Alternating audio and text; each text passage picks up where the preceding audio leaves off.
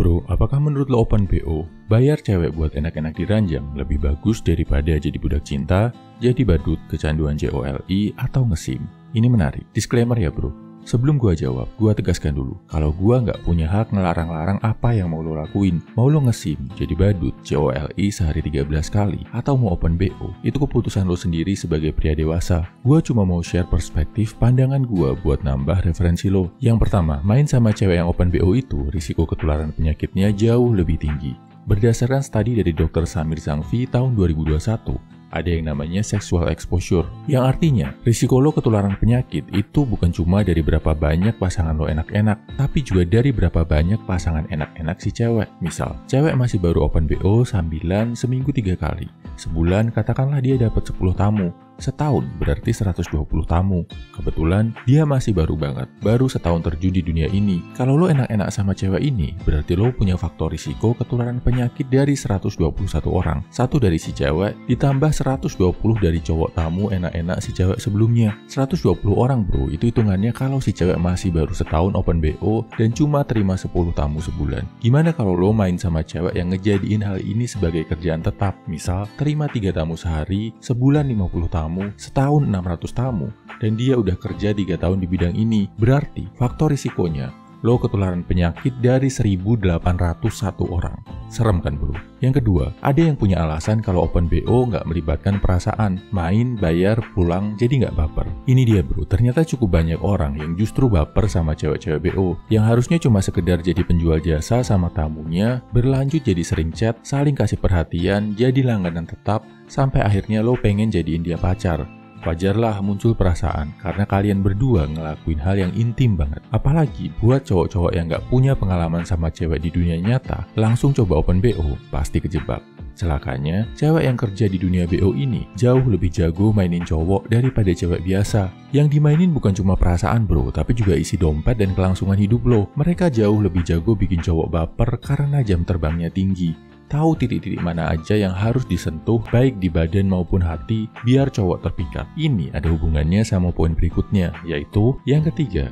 Baper sama cewek BO itu jauh lebih berbahaya bro. Selain risiko penyakit, ada juga risiko finansial. Cewek-cewek ini udah biasa dapat uang dalam waktu singkat dengan kerjaan yang relatif gampang. Makanya, gaya hidupnya juga mewah banget. Hedon ngerasa nggak perlu nabung karena kalau perlu duit, tinggal cari tamu. Mereka juga lebih terbiasa mengabaikan standar moral, biasa lebih mudah bohong, berkhianat, bahkan menipu tanpa rasa bersalah. Kalau lo pacaran sama mereka, siap-siap aja keluar dana yang sangat besar dan kesabaran seluas samudra. Mungkin jauh lebih besar daripada kalau lo ngesim atau ngebucin. Karena cewek-cewek ini jelas nggak mau ngelepasin kerjaannya yang bergelimang uang, kecuali kalau lo sebagai pacar bisa ganti pemasukan bulanannya. Apa lo rela bro? Lihat pacar lo masih kerja kayak gitu, enak-enak sama orang lain. Oh ya, begitu mereka lihat lo kehabisan uang, siap-siap aja bro. Lo ditinggalin, cari ganti yang lebih tajir.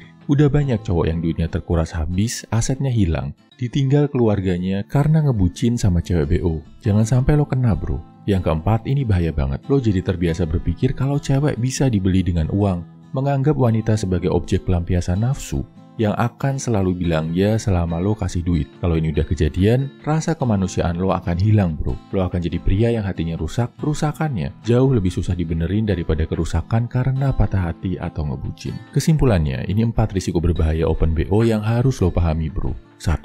Ada sexual risk exposure, risiko kena penyakit yang jauh lebih tinggi. 2. Saat lo baper sama cewek open BO, damage-nya jauh lebih besar daripada lo ngesim atau ngebucin. 3. Ini karena cewek BO tadi udah profesional banget menghadapi cowok, udah tahu apa yang harus dikatakan, apa yang harus dilakuin, dan apa yang harus dienakin buat menguras harta dan perasaan lo.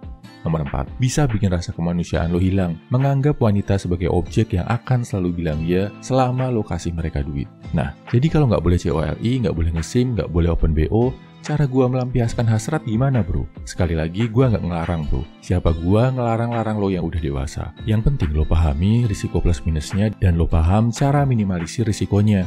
Tapi gua sarankan, jangan jadi cowok yang takluk sama hasrat. Kalau lo masih single, biarin itu keluar sendiri lewat mimpi, wet dream, atau mimpi basah.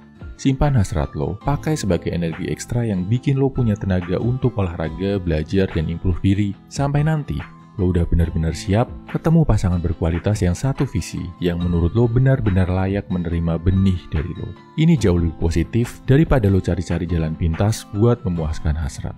Share pendapat lo tentang hal ini di kolom komentar ya bro. Semangat!